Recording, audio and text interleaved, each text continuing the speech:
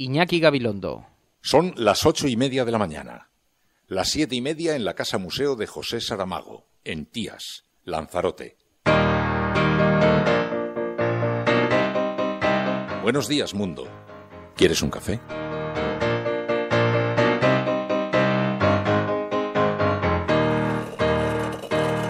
We were sailing on waves of silver. There were echoes in the wind.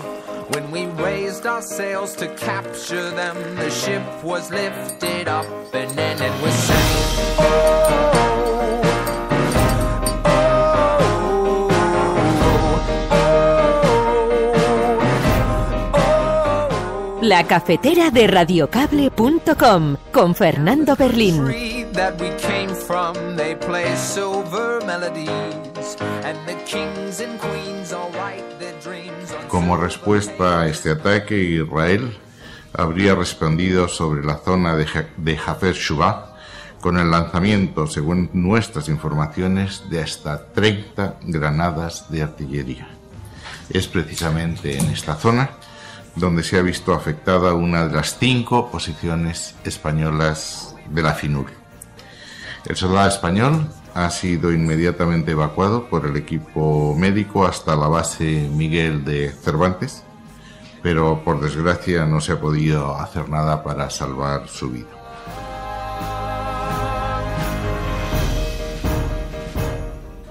También tenemos que apostar, como bien decía antes Gianni, por la reindustrialización de Europa. Situar las universidades europeas como principal referencia mundial. Hacer realidad la igualdad entre hombres y mujeres. Yo debo decirles que en la formación del nuevo gobierno en Grecia ha habido algo que me ha llamado mucho la atención en negativo, y es precisamente la ausencia de mujeres en el Consejo de Ministros griego.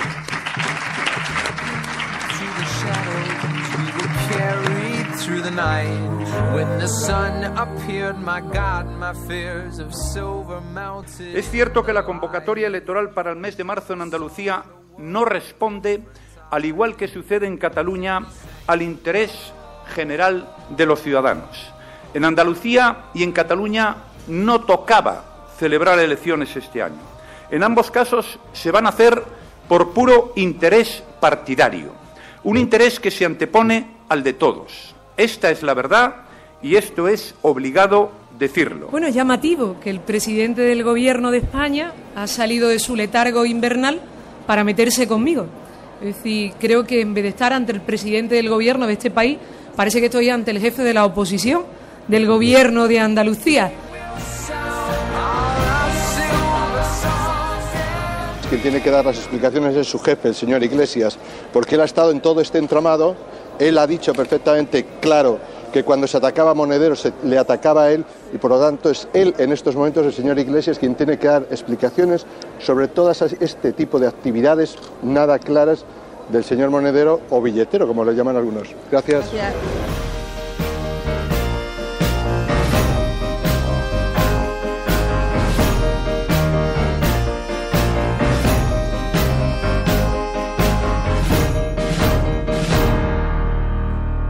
Muy buenos días, amigos. Bienvenidos. 29 de enero del año 2015.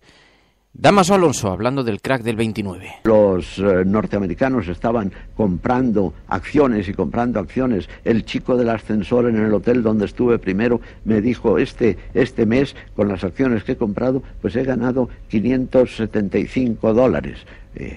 ¿Y qué vas a hacer? Pues venderlo y comprar nuevas acciones. Y llegó el crack y empezó a temblar la bolsa.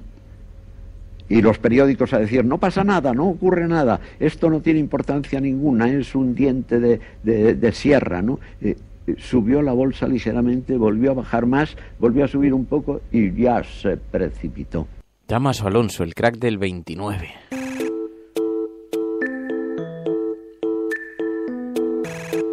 Bueno, muy buenos días, bienvenidos a la cafetera de Radio Cable, soy Fernando Berlín. Pero no estoy solo, conmigo vienen muchos. Vienen en diferido, que están aguardando agazapados, y vienen también aquí detrás en directo, desde las redes sociales. José Manuel Martínez, Rafael Vázquez, Yes, David Quirós, Vladimir, Virginia Rodríguez, Caque Rodríguez, Pura Larga Vida, Dime Radio, Antonio Agrelo, Sander, Ara, Stop Tip, Telemín, Nacho Hernández, Emma Casanova, Enrique Quesada, Juan Cruz, Javier Crae, Valsector Feder, David Sánchez. Son nuestro focus group, con quienes vamos a analizar la actualidad, con quienes tomamos la temperatura también al descontento social. Y tenemos un montón de asuntos que tratar.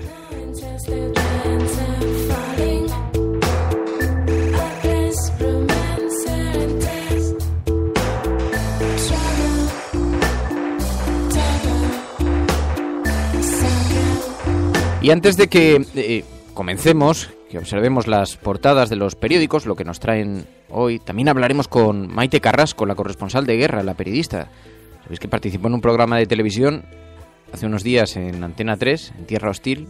La entrevistaron y a raíz de esa entrevista ha empezado a recibir múltiples amenazas a través de las redes sociales y le hemos pedido que charle un ratito con nosotros, sobre todo para enviarle nuestro apoyo resistente. Pero antes de eso, me vais a permitir que abramos una página del cuaderno de bitácora. Porque, como digo, es día 29 de enero del año 2015 y qué pavor hay con la irrupción de Podemos. ¡Qué pavor! Y no es que me escandalice mucho, porque al fin y al cabo Podemos está amenazando la posición en la colina de algunos y es evidente que no la van a entregar rindiéndose. Pero, ¿es necesaria esta campaña de desprestigio? ¿Es necesario recurrir a estos métodos? Sobre todo porque no representa eso una enorme debilidad democrática. ¿No hay algo de democracia simulada? Y os pongo dos ejemplos. El artículo sobre el currículum de Juan Carlos Monedero en el diario El País ayer. Ya lo debatí ayer en Al Rojo Vivo, no lo voy a repetir aquí entero, pero sí quiero apuntar algunas cosas. Algunas cosas. A mí me parece muy lógico y me parece muy sano que se ejerza un escrutinio radical sobre quienes están aspirando a gobernar lo público. Estaría bueno. Y mucho más cuando ellos han puesto el listón tan alto, lo que me parece bastante sano para esta democracia, por cierto. Pero es lógico que se les apliquen las mismas recetas. Pero ¿cómo es posible que un artículo en el diario El País dijera en las primeras líneas que Monedero presumía de haber sido profesor invitado y tras todo tipo de insinuaciones, de lagunas de memoria en el texto, dijera al final que como mucho Monedero había sido profesor invitado? Pero sí es precisamente lo que decía en la primera línea. Y luego se ponía en duda que el profesor Monedero hubiera estado en la Humboldt University. Y llamaban a un profesor que decía, no lo recuerdo. Pero claro, si en eso no se puede mentir, si era la beca postdoctoral de Monedero, y esas las da el Ministerio de Educación, y tiene que funcionar con una invitación de la universidad. Es que no debe ser muy difícil contrastar esto. ¿Hay un profesor que no recuerda a Monedero? Bien. Aunque en el texto el propio profesor reconozca que como tiene 75 años, difícilmente va a recordar cosas de hace 20. Y al hilo de esto, por cierto, yo hice ayer un experimento en directo en Al Rojo Vivo y pasó esto. Y Klaus Ofe dice, yo con 75 años no me acuerdo porque estamos hablando de una cosa de hace 20 años. Yo te pregunto, ¿sabes quién es Ignacio Sevilla? Sí. ¿Quién es Ignacio Sevilla? ¿Ignacio Sevilla? Sí. ¿Profesor? No. Ignacio Sevilla fue colaborador tuyo en la cadena SER y fue el periodista de la cadena SER que cubrió el 11 de septiembre desde la ciudad de Nueva York. Si yo te llamo y te pregunto esto, pues me dices, pues no tengo ni idea. Pregunta trampa.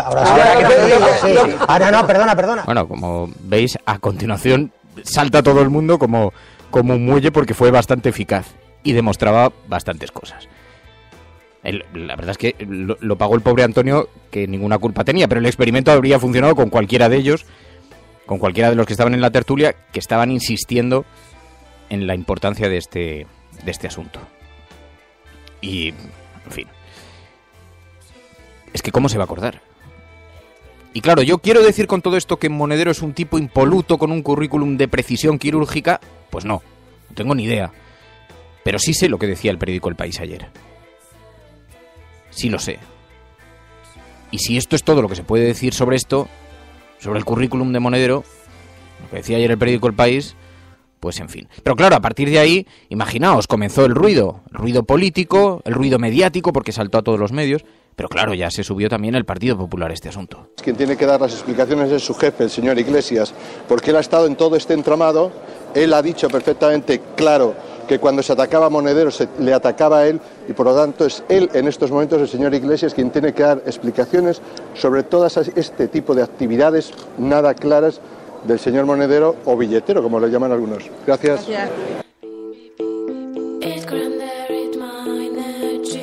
Claro, se subieron todos los medios. Me dicen que llamaron a la Universidad de Puebla decenas de medios españoles. Porque también se puso en duda que hubiera colaborado con esa universidad.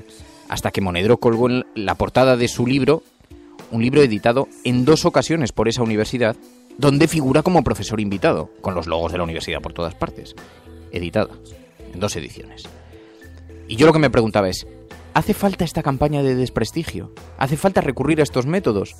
¿No representa eso una enorme debilidad democrática? ¿No tiene algo todo esto de democracia simulada? Y yo no pongo en duda ni que Podemos pueda representar un peligro para los intereses de algunos, incluso esos algunos consideran que representa un peligro para los intereses de todo. Ni siquiera estoy debatiendo sobre este tema, ni siquiera sobre el foco de Podemos. Yo ya lo he confesado aquí en múltiples ocasiones, yo no soy votante de Podemos, pero me resulta enormemente significativo el tono de los ataques que se están produciendo. Ayer, por ejemplo, El País llevaba en su portada digital el siguiente titular: la fuga de depósitos se dispara en Grecia por temor a un corralito. Y en el texto decía, las bolsas suspenden las medidas de Syriza. Las bolsas suspenden. La palabra suspenden es la que a mí me llamó la atención, porque ¿creéis que estaban hablando de Grecia? No. Estaban sutilmente advirtiendo sobre Podemos, porque hay pavor al efecto contagio. Esto es una interpretación mía, ¿eh? El texto no hablaba de Podemos. Pero la forma en la que se planteaba, y ahora lo vais a ver, si no, que estaríamos hablando de Grecia en todas las portadas con este tono. Ahora las veremos en las portadas de los periódicos. En fin, estás escuchando La Cafetera. Si lo estás haciendo, eres la Resistencia. Y no estás solo. Bienvenido.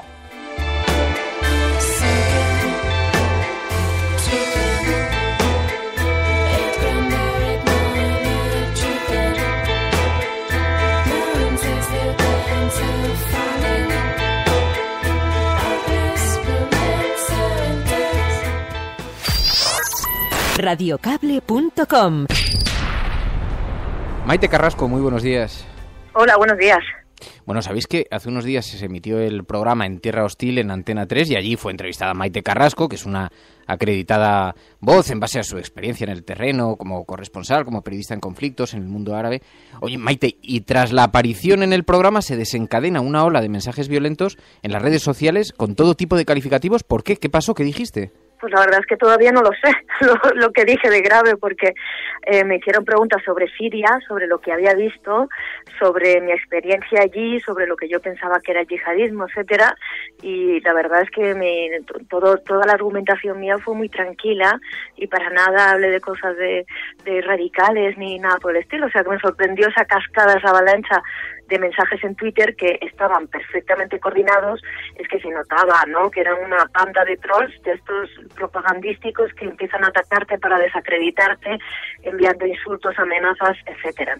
Que después de las amenazas de muerte que tuvo hace unos meses, pues ya no lo tomo a broma. Bueno, ha recibido el respaldo de la APM, de Reporteros Sin Fronteras, y las amenazas además llegaban desde perfiles anónimos, ¿no? Eso es que el problema es que antes se pedía el carnet de identidad, ¿no?, para toda la gente que escribía las cartas al director, por ejemplo, en los periódicos, y estaba acreditado quién era quién y qué decía.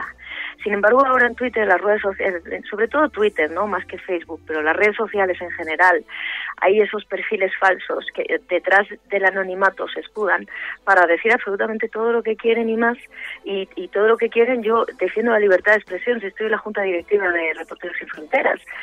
¿Quién más que yo o todos los que estamos trabajando en esto para defender la libertad de expresión, la libertad de prensa? Pero es que no es libertad de expresión para mí llamarme bastarda, mentirosa, que si trabajo para Qatar, para el ISIS, que si acusándome de pues eso, de tergiversar las cosas, diciéndome que me iban a enviar a los combatientes de aquí, de allá, es decir, una serie pero más de 500 tweets, ¿no?, que tengo que leer en cascada y que suponen un acoso, que no tengo por qué, porque si fueran argumentos que yo pudiera rebatir, con los que pudiera discutir, digamos, con esa gente, pues yo encantada. No, lo que sucede es que es un terrible ataque a la libertad de expresión, con todo lo que tú has visto, porque tú eres corresponsal, has viajado por un montón de conflictos, has visto situaciones muy duras, y que llegues a un sitio aparentemente tranquilo como Madrid, participes en un programa de televisión y desemboque en amenazas. No es la primera vez, en todo caso, que te amenazan a través de Internet, ¿no? Ya te había pasado cuando publicaste Espérame en el Paraíso, la novela, ¿no?, que está ambientada en Siria, y también sucedió una cosa parecida. Sí, la verdad es que lo del libro también me sorprendió, porque el libro, bueno, yo esperaba reacciones, porque el tema de Siria lo que pasa es que es un tema muy peliagudo y son 3 años de guerra, pero no me esperaba que la virulencia fuera tal y la violencia verbal en las redes sociales tanto tiempo después, pero claro, es que es un signo de que eso va a más, que es una guerra que no se limita solo a sus límites geográficos y ni siquiera a Oriente Medio, sino que es una guerra que está llegando hasta aquí, y lo hemos visto con lo de Charlie Hebdo, y es una guerra en la que de repente empezamos a interesarnos, ¿no? La entrevista que me hicieron a mí es una entrevista por el yihadismo. ¿El yihadismo por qué nos interesa ahora o por qué la gente se va a Siria? Pues hace 3 años deberíamos habernos interesado un poco más, ¿no? Cuando empezamos a viajar allí y los periodistas estábamos alertando de que se estaba radicalizando, de que aquello iría peor si no había pues una atención más grande de la comunidad internacional sobre el asunto, ¿no? Que les tenían completamente abandonados. Y bueno, y así ha sido. Entonces, me sorprende que las redes sociales se me ataque de esa manera, pero por otro lado no. Por otro lado, veo que llega hasta aquí, pero debemos poner límites aquí. Es llamativo en cualquier caso, ¿no? Pero con un discurso como el tuyo, que además conoces tan bien lo que está ocurriendo allí, todavía lo es más. Y ahora que estabas aludiendo a esto, estaba pensando que nos preocupamos de los radicalismos solamente cuando nos golpean, ¿no? ¿Tú crees que lo que está ocurriendo en Siria tiene solución? Bueno, yo creo que la solución pasa por aceptar que los países árabes ya no pueden más, y esa juventud que se levantó, las revueltas árabes, se levantó por una razón que no hemos atendido, y es que ellos quieren libertad y quieren democracia y quieren tener lo mismo que tenemos los jóvenes de aquí, ¿no? Oportunidades, más democracia, es decir, no sentir que nos controlan otros, y el fin para ellos de la represión de esos regímenes dictatoriales que suponían Mubarak, Ben Ali, etcétera, Gaddafi y Al-Assad. Pero ¿qué pasa? Que no solo no se han ido, sino que se han perpetuado, y Occidente ha cerrado los ojos a la perpetuación de esa excepción árabe.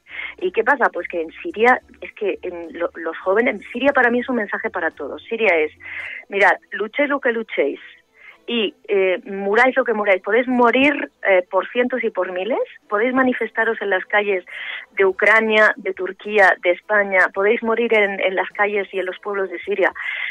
Pidáis lo que pidáis, nunca vais a tener la libertad que queréis, ¿no? Porque vamos hacia un mundo en lo que lo militar y la seguridad se impone. Y fíjate que ahora solo la única respuesta que hay es la militar. La respuesta militar a esos grupos terroristas que hemos dejado que se desarrollen allí. Nunca Al-Qaeda o el Estado Islámico, que ha surgido ahora como excepción de Al-Qaeda, han tenido un territorio propio sobre el que sembrar sus semillas, digamos, tener familias, crear un Estado. Eso no está ocurriendo nunca. Y Al-Qaeda era hasta ahora una nebulosa que estaba ahí un poco flotando en el ambiente, pero no tenía un territorio fijo, digamos, conquistado, y ahora tenemos no solo uno, sino 2 grupos terroristas que han conseguido desarrollarse en esa zona de Irak y de Al-Qaeda, que están ahí porque quieren quedarse ahí, perpetuarse y conquistar territorio. ¿Y cómo combatir eso? Pues yendo a la raíz del problema, y es que los dictadores árabes siguen ahí, como Al-Assad. Bueno, Maite Carrasco, solamente queríamos mostrarte nuestro apoyo también desde aquí y darte las gracias por tu trabajo. Maite, muchísimas gracias por atender esta llamada. Muy buenos días y muy buena suerte. Pues, muchísimas gracias a vosotros. Un abrazo grande. Radiocable.com.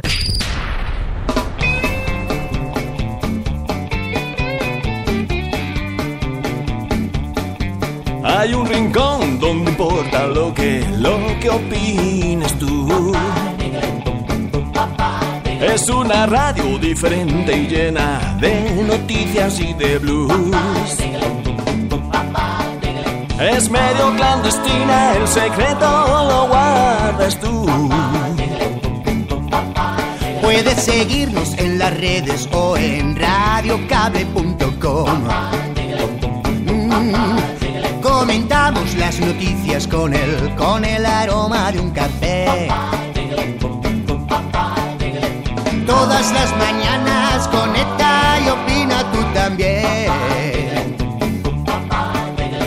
En la cafetera tú puedes seguir siempre informando Fernando Berlín a través de las redes radiocable.com. La radio diferente, quien opina eres tú, eres tú.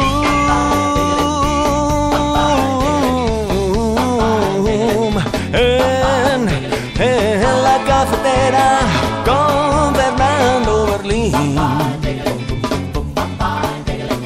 En la cafetera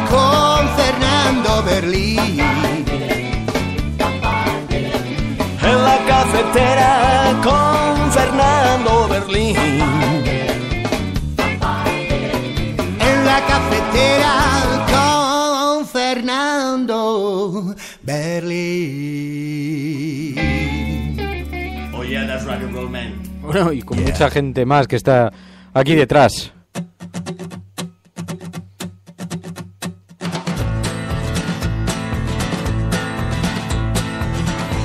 Pero ya lo estábamos escuchando, Maite Carrasco, que está siendo objeto de un increíble, formidable número de ataques, de amenazas. Han tenido que salir en su defensa varias organizaciones de periodistas defendiendo la libertad de expresión.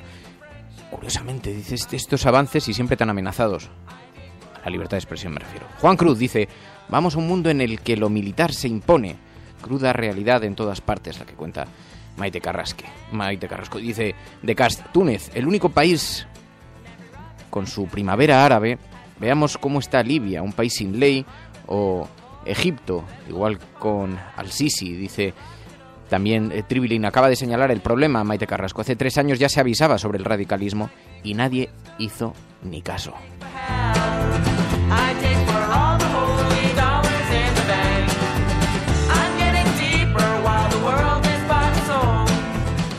Es verdad que vivimos un mundo verdaderamente complejo, cada vez más difícil de comprender. Dice Monse Gómez, dice, Siria es el fracaso de la comunidad internacional, silenciado y dando la espalda a un pueblo asediado, masacrado. Cora dice, ¿por qué la gente va a Siria? Dice, Maite Carrasco lo explica. En fin, bueno, estás escuchando La Cafetera. Si lo estás haciendo, sal a Twitter y cuéntalo. Que sepan dónde nos juntamos.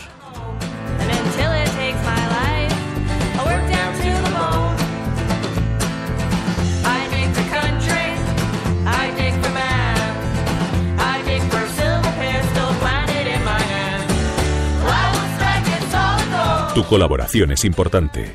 Ayúdanos retuiteando la dirección de este programa. Hagamos que se nos oiga. Hagamos que se nos conozca. Radiocable.com.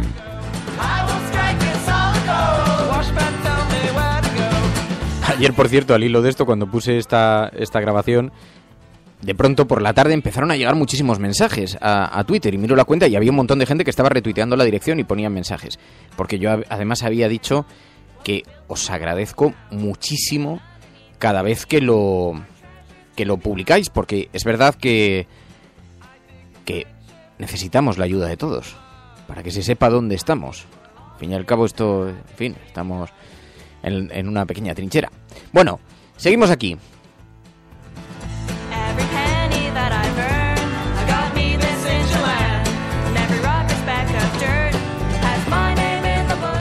Ayer habló el ministro de Asuntos Exteriores, Margallo, al hilo del fallecimiento de ese militar, ¿sabéis? Bajo el fuego de Israel.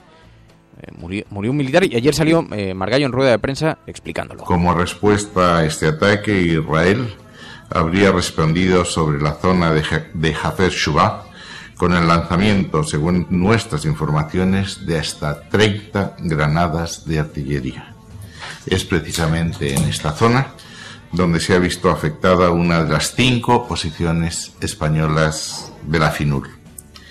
El soldado español ha sido inmediatamente evacuado por el equipo médico hasta la base Miguel de Cervantes, pero por desgracia no se ha podido hacer nada para salvar su vida.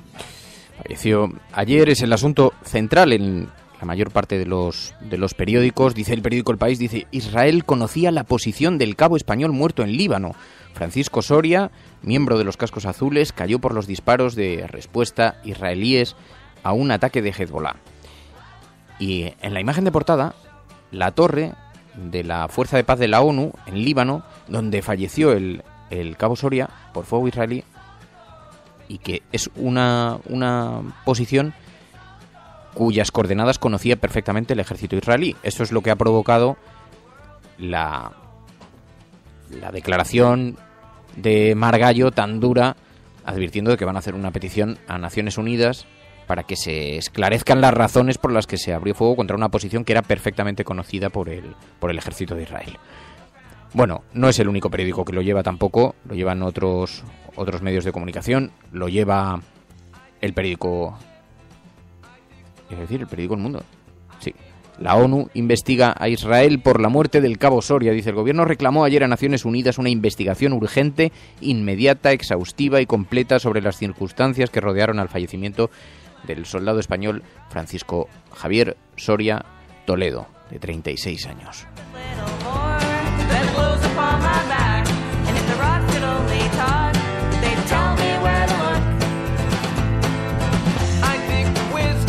Y también es el asunto elegido por el periódico La Razón para su portada. España pide a la ONU investigar la muerte de un militar español en el Líbano, dice el periódico La Razón. El cabo Francisco Javier Soria Toledo perdió la vida bajo fuego israelí que respondía a ataques de Hezbollah. ¿Os dais cuenta de un asunto? Si ese cruce de disparos se hubiera producido en otro país del mundo, en otra región del mundo, nadie habría aludido a que estaban respondiendo a fuego de. Sin embargo, toda la prensa nacional al unísono contesta, escribe, publica, que se trataba de una respuesta a un ataque previo, ¿no? Intentando decir, como intentando señalar lo que parece evidente, ¿no? Como si eso minimizara el hecho de que se disparó contra un puesto que el ejército de Israel tenía localizado. Pero no solamente eso, sino que es un conflicto abierto.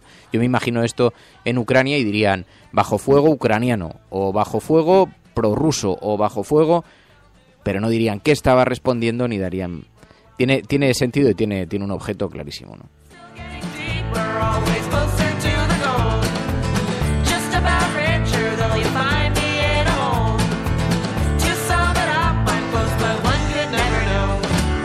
Por cierto, a lo que me refería antes, os decía antes que me llamó mucho la atención la posición del periódico El País, la forma en la que redactaba esa noticia sobre la fuga de capitales en Grecia, y el periódico La Razón lo dice sin tapujos, porque en esto, claro, también hay clases y hay formas de disimular y formas de no disimular. Y lo de La Razón establece el paralelismo para que quede claro. El efecto del Podemos griego, una fuga de capitales sin precedentes. Las primeras medias de Tsipras hunden la bolsa helena un 9,2% y lastran los intereses de los bonos italianos y los españoles. El País no se atreve a tanto. El País lo que dice es, los griegos sacan su dinero de los bancos por temor a un corralito. Pero en el fondo todo pivota en torno a lo mismo. Es cuidadito con los populismos que irrumpen, ¿no?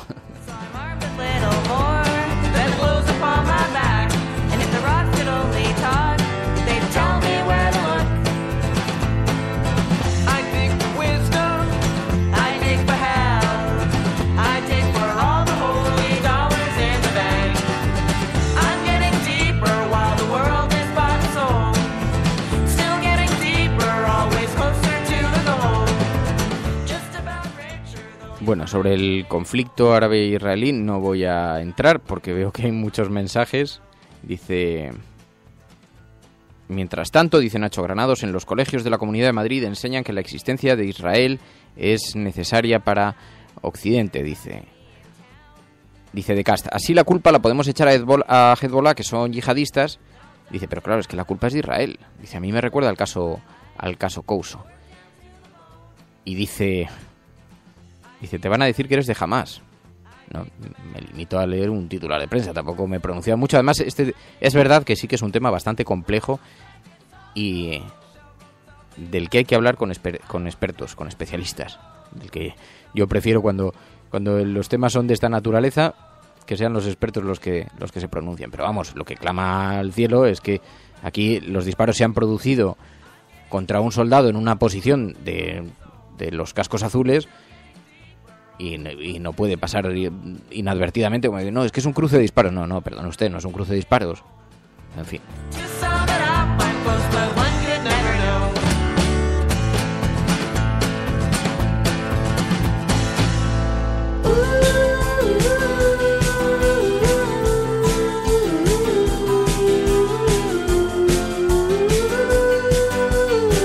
Dice Cumio, ante la posibilidad de que Grecia salga del euro, yo sacaría mis ahorros del país. ¿Tú no?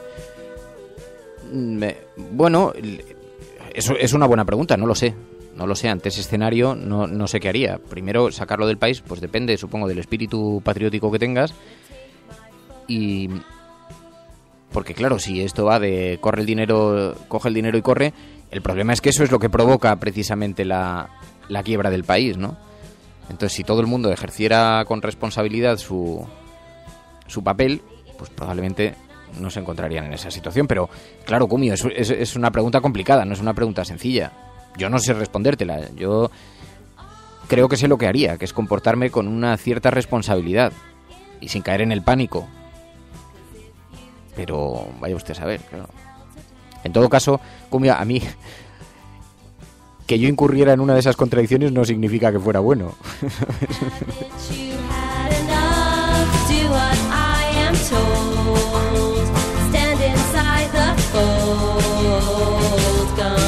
Bueno, otros temas de las portadas de los periódicos. Imputados todos los consejeros y directivos de las tarjetas opacas. El juez atribuye administración desleal y apropiación indebida a 78 altos cargos de la Comunidad de Madrid. Lo cuenta El País también en su portada. Un asunto, por cierto, que llevan otros diarios también.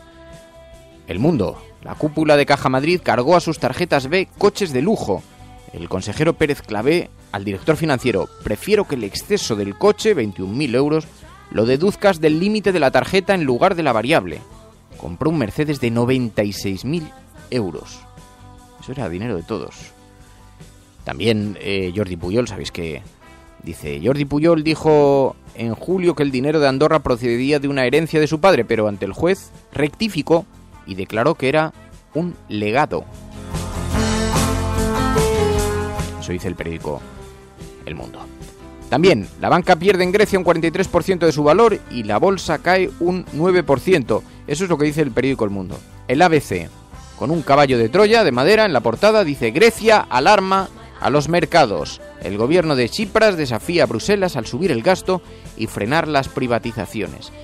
Vaya un desafío, por otro lado. Y dices, frenamos las privatizaciones y contratamos empleo público porque estamos en una situación de emergencia nacional donde la gente necesita trabajar.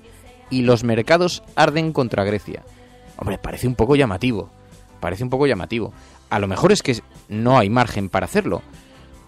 Pero esta ofensiva contra la doctrina,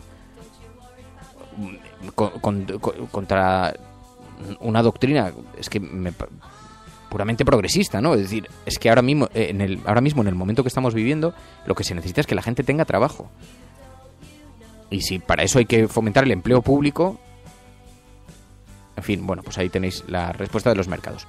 Bueno, dice Enrique Quesada, dice: es importante que Syriza ha subido el salario mínimo como primera acción. ¿Y quién lo destaca?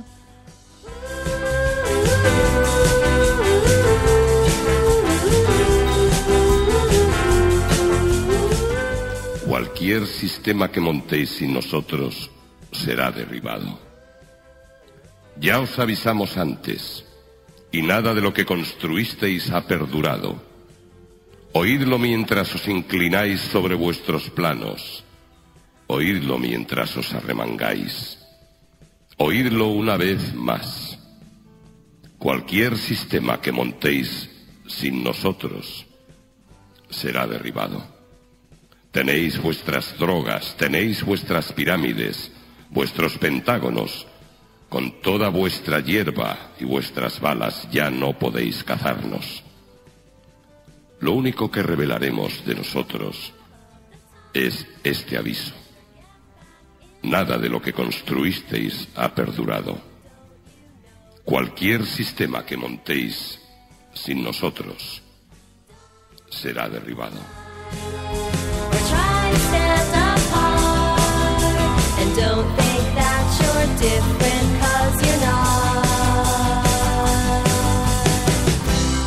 Do everything you say.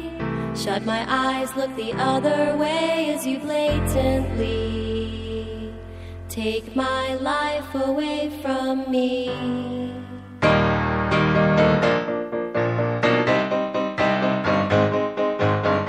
Bueno, y así llegamos al final de este tiempo en el que nos juntamos a repasar la prensa, a buscar las fisuras en sus artículos. Muchísimas gracias a todos los que nos acompañáis: Cumio, Virginia, Vladimir, Enrique, Caque Rodríguez, David Quirós, PSV, Cora, Celemín, Enrique Quesada, Red Chaos, Barsalia, Tribilín, Maese, Ciprés, Víctor, ese gráfico, bueno, Álvaro Bode, muchísimas gracias a todos los que nos acompañáis, también a través de la herramienta de Spreaker, desde luego a todos los que seguís este programa en diferido, porque luego sois no solamente la retaguardia del programa, pero también a Sergio Vinuesa, a David Quirós, a Luis, a Marta Cogolludo. A ver si consigo abrirlo, es que claro, tengo que abrir el chat de Spreaker para ir leyendo los nombres y van cayendo. Bueno, muchas gracias a todos por la compañía. Mañana más, mañana nos escuchamos. Si estás oyendo esto, eres La Resistencia. No estás solo. Sal a internet y cuéntalo. Explícales dónde estamos, dónde nos juntamos. Adiós, hasta mañana. Se o que se ha dicho es realmente interesante, entonces que se valore, no como una especie de palabra de Dios, pero sencillamente como palabra de un ser humano preocupado con el ser humano. Adiós, Saramago.